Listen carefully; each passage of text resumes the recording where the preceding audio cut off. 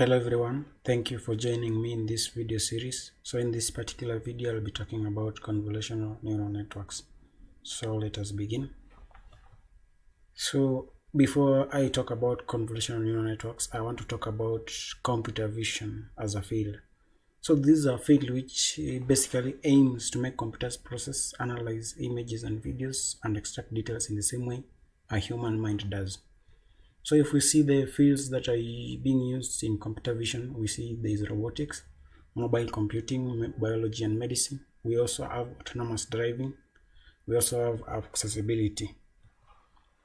So the convolutional neural networks, why it is a very famous type of neural network, it's because it's designed to work with the two-dimensional data. Although there is a special convolutional neural networks that can be used with the one-dimensional and three-dimensional data. So most of the computer vision tasks are surrounded around the convolutional neural network architectures. Since most of these tasks, basically what is done is to classify an image into non-labels.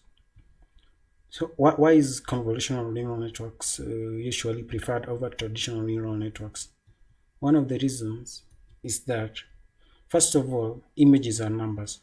So an image is represented by pixels, and the computer sees these as a matrix of numbers.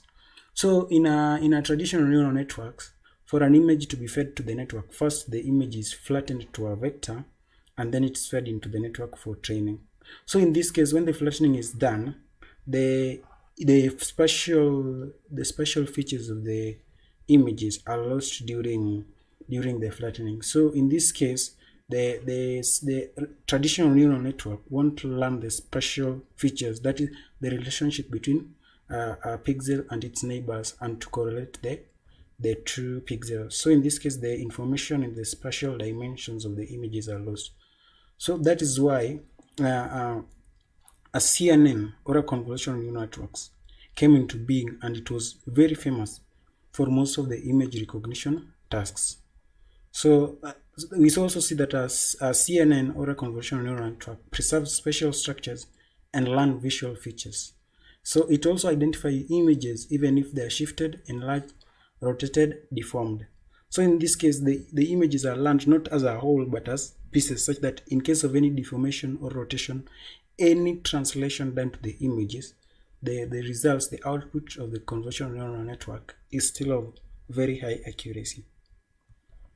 So in summary, this is why a CNN is more preferred than a traditional neural network, since first of all, it's able to capture the spatial and temporal dependencies in an image. It also performs better fitting on the image dataset due to the reduction of number of parameters involved and the reusability of weights. So to summarize, a CNN can be trained to understand the sophistication of the image better. So we see that in feature extraction using convolutional neural networks, we can do convolution, we can do padding, we can do nonlinear activation functions, we can do maximum pooling and average pooling. We can also talk about fully connected layers, dilated convolutions, separable convolutions, and spatial separable convolutions. So in this particular video, I'll not implement the codes for the last three, but I'll attach links to the articles talking about them so that you can understand them better. So let us begin on a convolution operation. So essentially, to perform a convolution operation, a filter which is a smaller matrix is used whose size can be specified, for instance of size n by n. Then the filter moves all over the image matrix corresponding to the size of the filter matrix. For instance, if the filter matrix is of size n by n, then the filter moves along a patch of the image of also size n by n, and its task is therefore to do element-wise multiplication of its values by the values of that patch of the image. So all these multiplications are summed up to one number at the end. So the filter moves further and further to the right by n units, or in this case the n units are like strides. So this is the variation in steps that the filter moves each time it does the element-wise multiplication and summation. So it moves by n units performing a similar operation. After passing across all the positions, a matrix is obtained which is much smaller in size than the input matrix. So we can see this is how our filter moves across the patch of the image as it does the element-wise multiplication and summation in order to give an output of the convolution between the filter and the image. So we see, first of all, if we see how the code implementation of this operation using TensorFlow, we go here. So in this case, this is our input image. Sorry about that. So for instance, now these are input image, and then this is our filter matrix.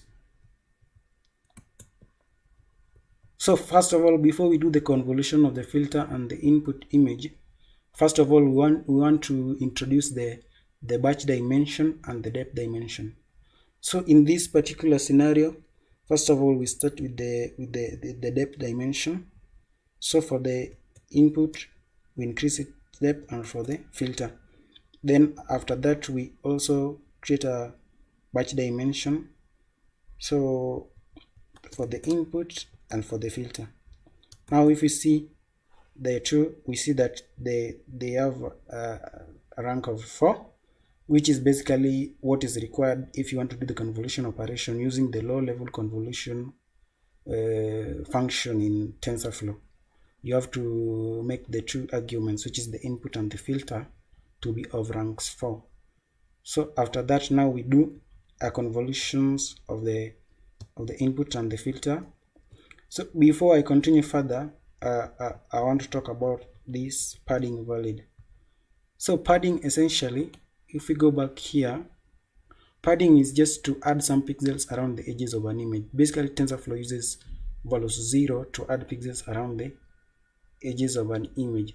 So valid padding is known as no padding, where no values, in this case 0 values, are not added around the edges of an image. While same padding is a padding such that the output size is same as input size. This is a case where padding is done around the input image such that the output of the convolution operation will be the same size as the input. So basically, padding essentially is done so that the information that at the edges of an image are never lost. So padding in TensorFlow can be passed as an argument to the convolution function, such that as the convolution is done, the padding is also done to the input image. So let us go back to our implementation. So when we do the convolution operation, and now if we visualize you see now the output is of that shape. Now if we visualize the output, we see that it's basically the output that we saw here: 12, 12, 7, 10, 17, 9, 9, 6, 14, which is correct. So that is the convolution operation using low-level convolution operation. So when we start to implement convolutional neural networks, there's an optimized convolution operation for layers. So the expansion of dimensions that we've done here will be done implicitly in the high-level convolution operation for convolutional neural networks. So this is now at a low-level operation, so we can also implement this section of a code where we do the padding as well as the convolution operations on the red, green, and blue channels, with the red, green, and blue channels of the filter to produce the output that is being animated, shown below. So first of all, we initialize the red, green, and blue channels. So this is the red, the green, and the blue channels. Then we also initialize the red, green, and blue channels of the filter.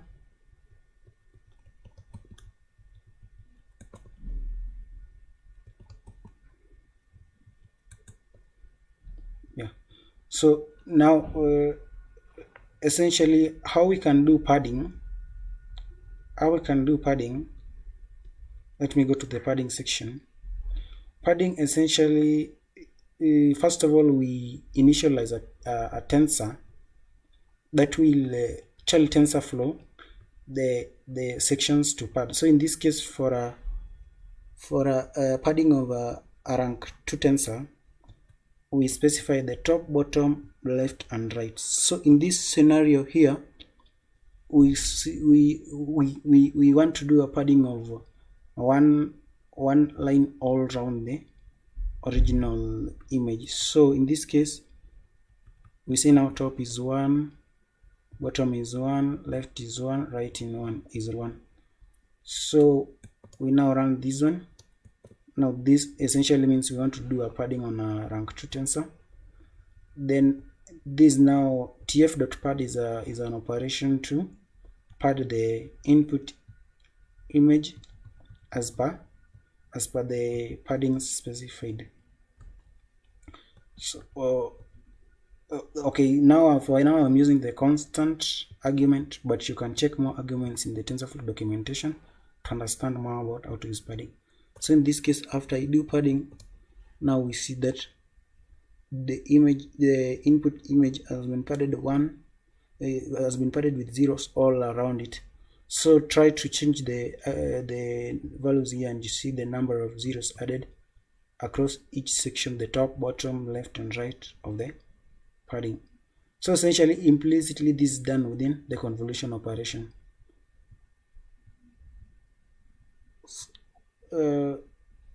So for now, when this argument of the convolution operation, when it is same, then a same padding is applied to the convolution operation.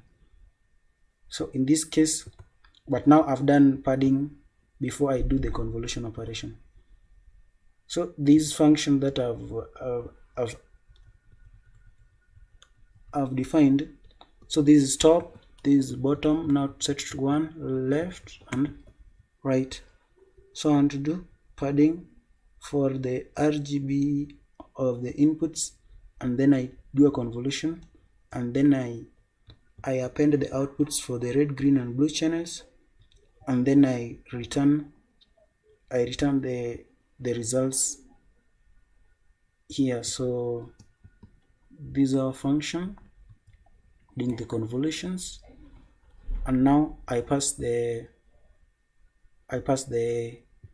red, green, and blue channels of our image and red, green, and blue channels of our filters here. And then we see that after we do our convolutions, we see basically that after our convolutions here, a bias of 1 is added to every output channel. So that's why I've initialized a bias of 1. So after doing our convolutions, I do a summation across the channels, and I add the bias. So if we see the output here, you see that it's basically the output being animated here. So that is how we can do a convolutions of the RGB channels of an image with the RGB channels of a filter. So basically that's how we do. So I've also talked about padding in the next session, where I've talked about valid padding and same padding, which I've done the implementations below. So now to the next section, I want to talk about applying non-linearity. So the reason for increasing non-linearity is so that a network is created to find new patterns in the image. So the most activation function used is the rectified linear unit, but we can also apply tangent, sigmoid, softmax, and others. So if I start with the sorry about the equations have not been displayed as required, but let us continue on. So first of all, when we start with the ReLU, so ReLU essentially what it does is for every positive value, positive values they remain as they are. For the negative values, it makes them to be 0. So first of all, I want to create values. So ReLU. So this tf.range, I've created values from -10 to 10 in steps of 0.01. Yeah, so if I apply ReLU here, we see now our ReLU operation. For the leaky ReLU, what it does is it instead of making the negative values to be 0, it multiplies the negative values by an epsilon factor in order so that the negative values can be differentiable. So if I print the leaky ReLU, we see that the negative values are changed not exactly to 0 but to a value close to 0, which is the multiplication factor is this alpha value, of which if it is 0, then the leaky ReLU is automatically the ReLU function. Then we can also do the LU operation. So the LU operation is essentially this one.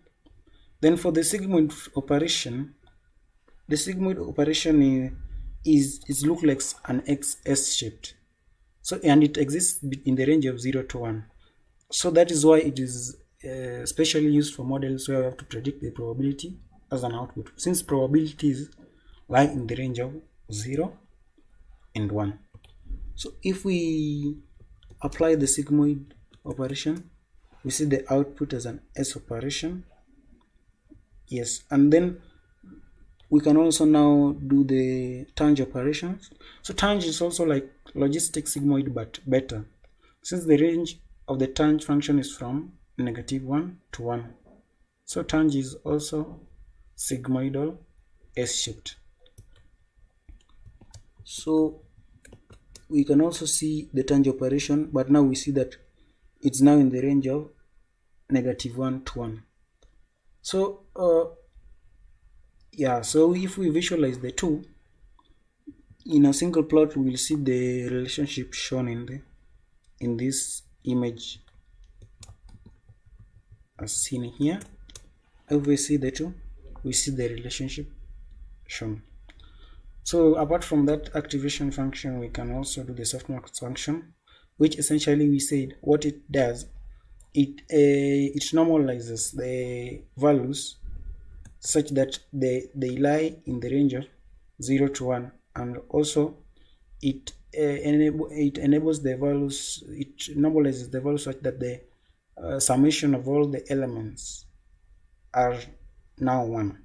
So now if we do the reduced sum of the values, we get value 1, and if we also see that all the values in the output of our softmax activation function lie in the range 0 to 1, so we see that it is true. So moving on to the next operation, the pooling layer. Pooling essentially this is a downsampling operation of each feature map, since it's used to scale down the size of each feature map. So the reason for pooling is to decrease the computational power required to process the data through dimensionality reduction. Furthermore, it's useful for extracting dominant features which are rotational and positional invariant, thus maintaining the process of effectively training of the model. So there are two types of pooling. We have maximum pooling and average pooling. So maximum pooling returns the maximum value from the portion of the image covered by the kernel, and average pooling returns the average of all the values from the portion of the image covered by the kernel. So taking the average pooling sometimes important, since maximum pooling, the output of maximum pooling can be subject to outliers. So this is essentially pooling visualized. So let us implement this pooling operation. This is a maximum pooling operation using Tensorflow. So now this is the input. Then before we also do the pooling operation, we must increase the rank from 2 to 4. So in this case, first of all, we increase the depth dimension, and we also introduce the batch dimension.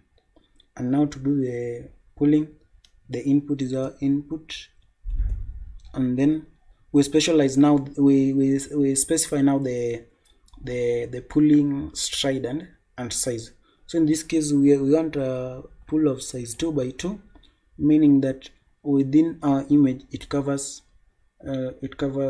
section 2 by 2. So in this case, for instance, the first part, the pink, is covered by pool size 2 by 2, and then we also want it to move how many steps across and below. So this is specified by the strides. So the first two specifies across, and the second one specifies below. Apart from that, apart from looking at the convolution operation, which we said does padding implicitly, we also see that the pooling operation can also do padding. So in this case, it's valid, implying no padding. But if its argument is set to same, then we'll see that the output of the pooling operation will have dimensions same as the input image to the pooling operation. So now if we do the pooling of this one,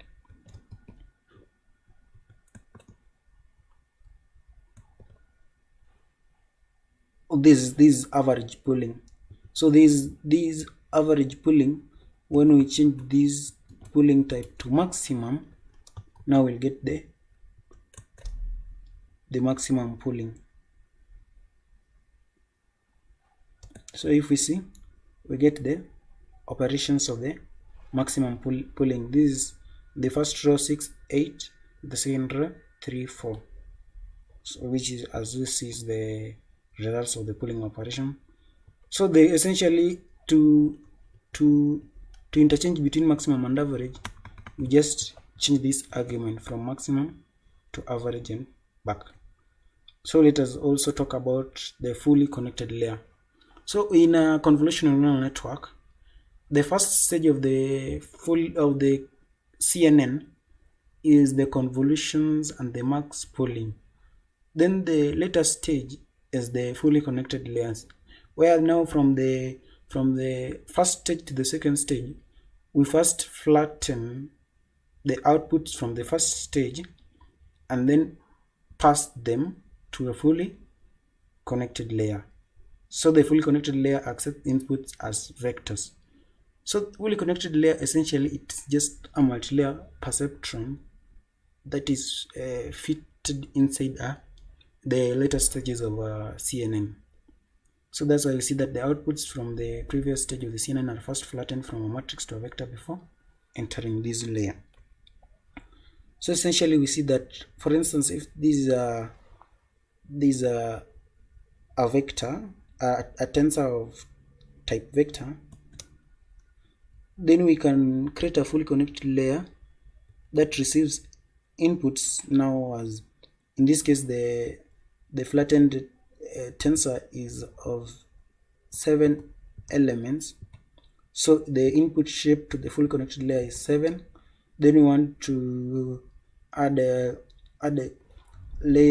dense layers. This one is 32 neurons, the second one is 10 neurons. So when we initializing the fully connected layer, and then after that, now because we essentially know that before we feed something to a neural network, we must introduce the batch dimension. So that essentially the code inside here introduces the batch dimensions to the input before we pass it to our fully connected layer. So see now that the output of our fully connected layer are of 10 probabilities. There are values of 10 probabilities, and we see that since our activation is softmax, we'll see that the characteristics of the output of a softmax activation function also apply in this case, such that the Values lie in the range 0 to 1, and the summation of the elements of the values are equal to 1. So that's all about convolutional or fully connected layers. So that's all on fully connected layers. So in the next session, I'll talk about implementing convolutional neural networks using the high-level functions of the TensorFlow using the layers. So I'll implement this one basically using convolutional neural networks. So thank you for watching. We'll meet in the next video.